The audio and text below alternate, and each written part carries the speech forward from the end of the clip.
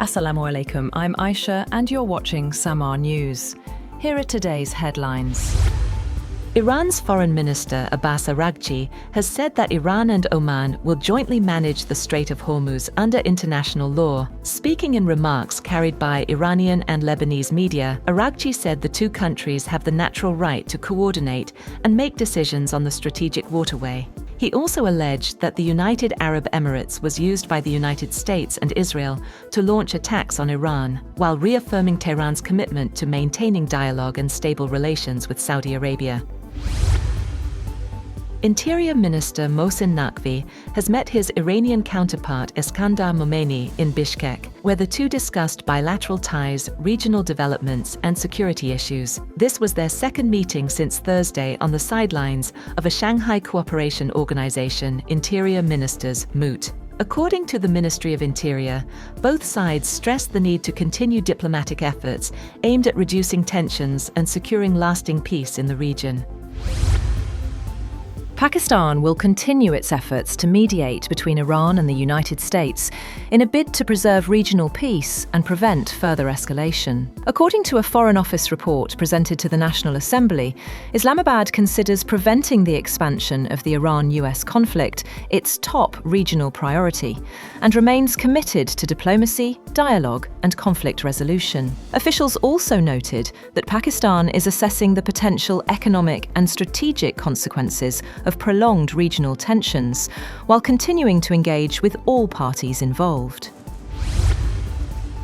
Iran says its navy fired warning missiles and drones near US warships in the Gulf of Oman, accusing American forces of interfering with maritime traffic and seizing commercial vessels. The claim was reported by Iranian state media, which said the action was intended as a warning to US naval forces operating in the region. Meanwhile, the US Indo-Pacific Command announced it had intercepted a sanctioned vessel in the Indian Ocean, saying Washington would continue maritime operations targeting networks accused of supporting Iran.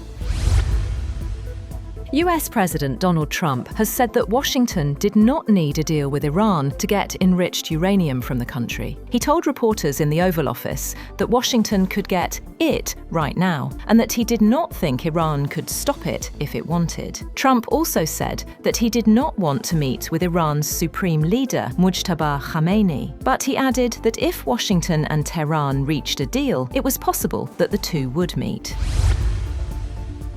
The US House of Representatives has passed legislation to provide aid to Ukraine and impose new sanctions on Russia, the latest sign that some Republicans are willing to defy party leaders and push back against President Donald Trump. The House voted 226 to 195 for the Ukraine Support Act, which reached the floor after languishing for months. A handful of Republicans joined Democrats in signing a discharge petition to force the vote. On Thursday, 18 Republicans and one independent, who normally votes with them, joined Democrats to pass the bill.